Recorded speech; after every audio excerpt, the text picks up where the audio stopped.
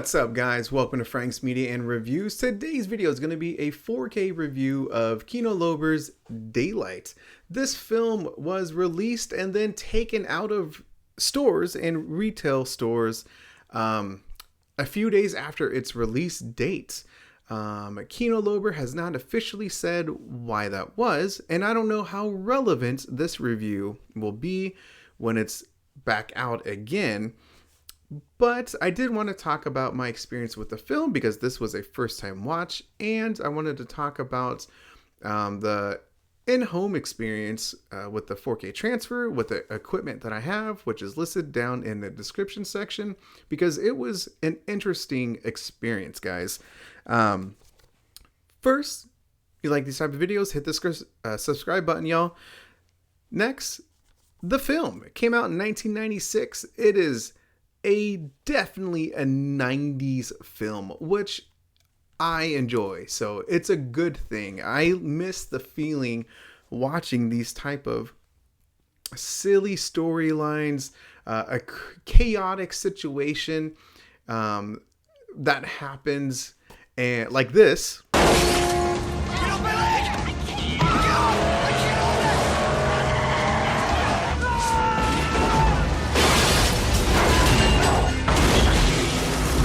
And then it causes this catastrophic event that puts hundreds or thousands in harm. And that's what Daylight is, guys.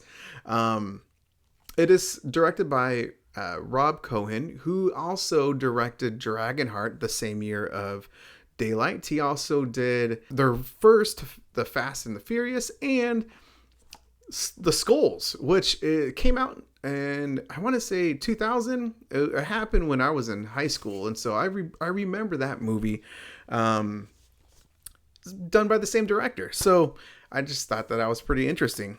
But anyway, guys, this movie, I love the feeling of the 90s feeling to this film. It's just a silly plot line that causes the situation. And of course, our man Sylvester Stallone saves the day, right? That's what he does, guys. And so this film was overall, I had a good time watching it. I don't think it's like one of the best films of the 90s. Like, I think it's just an okay film, if I'm being honest with you guys. But I did have a good time overall. I thought that Sylvester Stallone did a pretty good job. But let's talk about what the heck this movie is actually about. For earth-shaking action and suspense, screen legend Sylvester Stallone races against time to lead a group of stranded commuters out of a collapsed tunnel 100 feet below the Hudson River and safely back into daylight. This is in bold lettering, guys. When an explosion seals off a commuter tunnel, the survivors are faced with toxic fumes, fires, and impending collapse of the tunnel. I just added doom. Their only hope lies in the hands of Kit Lorber, a former emergency medical service chief who is haunted by a tragic past. As the walls cave in, the tunnel fills up with water.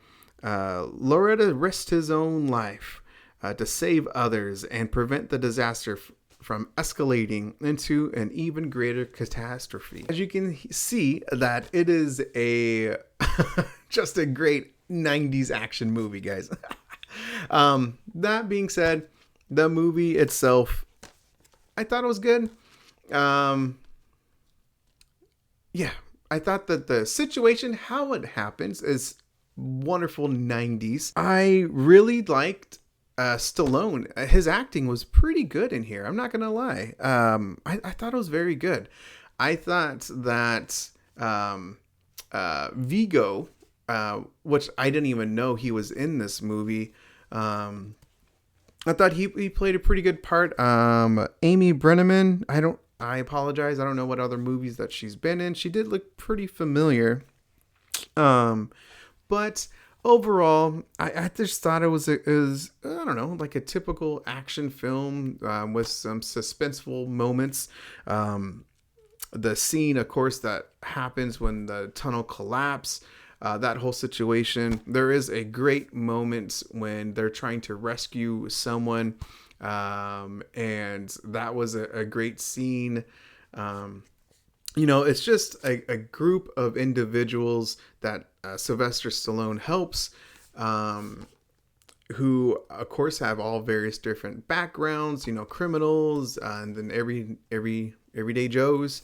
All kind of mixed in. And then, of course, you have Sylvester Stallone, who is a medical professional, or at least he used to be. But in the beginning of the film, he's a taxi driver.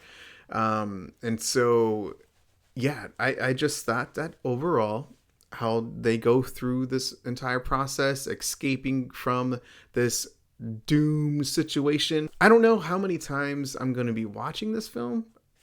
I'm just gonna be honest. I don't know, but yeah, it's okay, guys.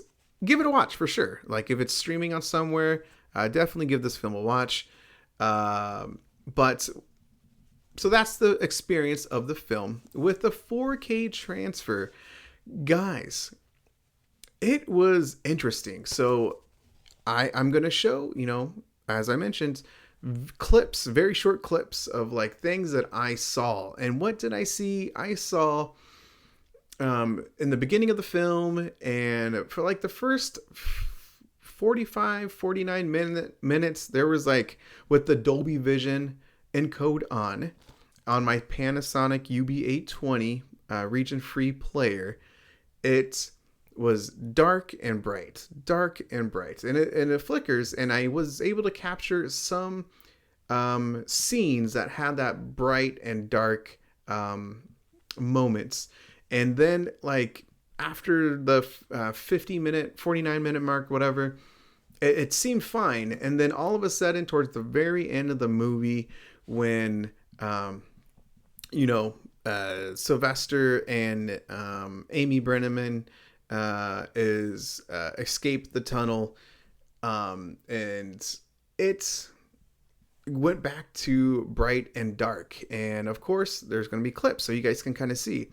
And just talking with some of my other peeps who are physical media reviewers and stuff like that, they didn't really have the same experience as I did. At least I haven't interacted with some. And so if you have, let me know. But it seems like, I don't know if it's like user error. I don't know if it's specifically like with the Dolby Vision encode. But I'm going to share my experience with you guys. Because the incidents didn't happen with the Dolby Vision encode off, with just the HDR10. It seemed to play fine, like no issues. But with the Dolby Vision on, I did get that flicker of bright and dark scenes. So also, I thought the 4K transfer wasn't that great, man.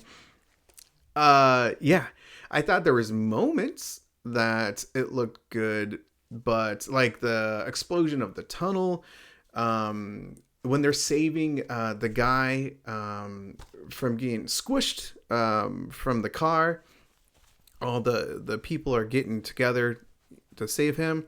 I thought that scene specifically looked really good.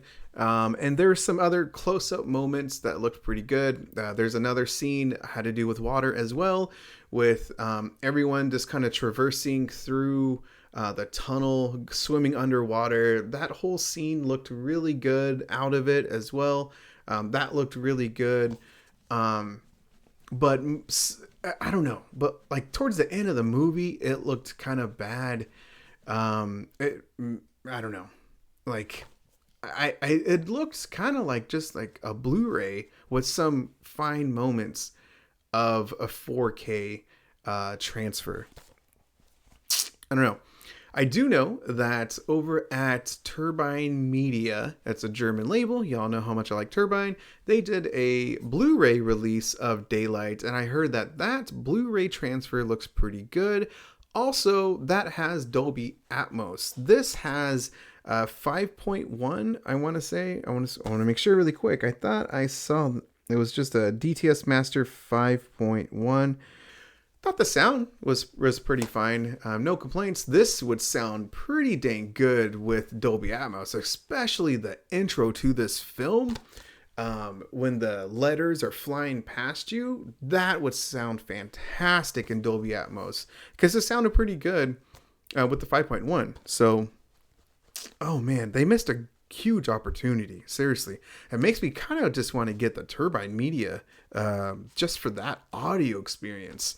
So yeah, because there'd be some great audio experience moments like the intro, the explosion, subtle movements, atmospheric moments, of the cracking of the pipes or water, stuff like that. So, oh man, they kind of, yeah, I wish this would have had Dolby Atmos. But the 4K itself, as I said, there's some detailed moments, but not really. I don't know. It's kind of like a meh 4K. Just being honest. So I think that this got pulled because of maybe there's been rumors of like a music license. So I don't know specifically, but that's just one of the rumors. I don't know if there's any other issues why Kino pulled it, but it is what it is. And like I said, I don't know how relevant this review will be once it officially comes out. Is it going to be in a different disc? Are they going to make something different, or is it going to be the exact same disc, or the exact same 4K transfer with no edits or nothing else? So I don't know, but I wanted to give out my experience with you guys and seeing if anyone else experienced that flickering with the Dolby Vision with your UB820. I did hear that Sony players, that they did perfect with this film. No issues at all. So anyway, guys, that is my review for Daylight. Thanks for watching the video. Hit that like and subscribe button if you do. I really appreciate it. Check out my tier memberships. Also, how did I mess this up? My bad. I'm wearing 80s made sweater, guys. This is a great one. Check his YouTube channel out. Does great physical media content, as well just of like other film genres and stuff like that. So check his channel out. Wanted to plug it because it's a comfy sweater. So I just had to say that. But yeah, guys, thanks for watching. Thank you to all of my wonderful tier members. John from Let's Talk Entertainment Media, William Driver, and Robin Edwards. And guys, have a great one.